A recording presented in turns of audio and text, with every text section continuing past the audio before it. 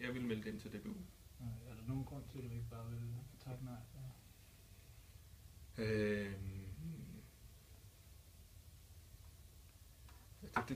Det synes, om der er en grund til, at jeg ikke bare vil takke nej. Jeg tror, dilemmaet ville komme, hvis der var nogen, jeg kendte, som spurgte mig om det. Ja. Altså, det ville gøre et større dilemma, end hvis det var en eller anden fra Rumænien, der skrev til mig. Ja. Så ville jeg ikke have noget problem med at melde til DBU. Problemet er, hvis det er en kammerat eller et eller andet, som vil tage fat i mig og prøve at gøre noget i den retning. Ja. Fordi man er ikke så vild med at skulle stikke nogle af sine kammerater eller et eller andet. Så på den måde, så ville det være et større dilemma, end hvis det var en fra Rumænien.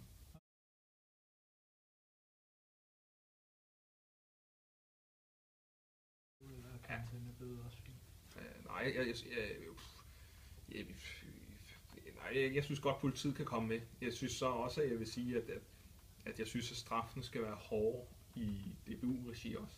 Ja. Det vil sige, at jeg synes, det skal være lange karantæner, så vi ikke får de her spillere tilbage igen. Ja, med fængsels, tænker du så med politiet, tænker du så fængselsstraf, eller i hvilken? Det synes jeg er en individuel vurdering af hver sag. Men jeg synes i hvert fald, for mit synspunkt som træner i klub, så synes jeg, det er vigtigt, at de får en straf, som gør, at de ikke kan komme tilbage. Altså, for mig er det ligegyldigt, om de får en bøde på 500 kroner eller på 100.000. Jeg vil hellere have, at de får 12 måneders karantæne, end de får 4 kampe. Ja.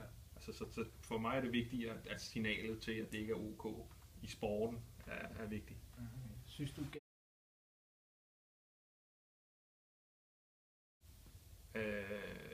ikke i vores del af verden. Nej. Jeg er sikker på, at mit svar ville være anderledes, hvis jeg var i Nigeria. Ja, okay. Og det er ud fra det, jeg hører fra en kammerat i Nigeria. Ja. Så vil der være dele af verden, hvor det har en meget, meget større indflydelse på kampens resultater, end det har her. Ja, okay.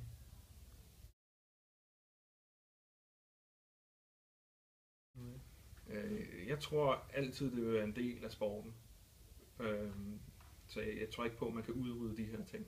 Jeg tror, det er vigtigt, at man hele tiden op på tæerne og hele tiden sørger for at lave de foranstaltninger, der gør, at man kan holde det nede. Så du vil sige, altså nervøsiteten omkring det, når du ser en fodboldkamp og sådan noget, tænker jeg altid, hvad er der? Jeg vil sidestille det med doping og sige, at det vil også altid være noget med, at det vil være noget, der er der, men i hvilken grad det er der, det vi skal være med til.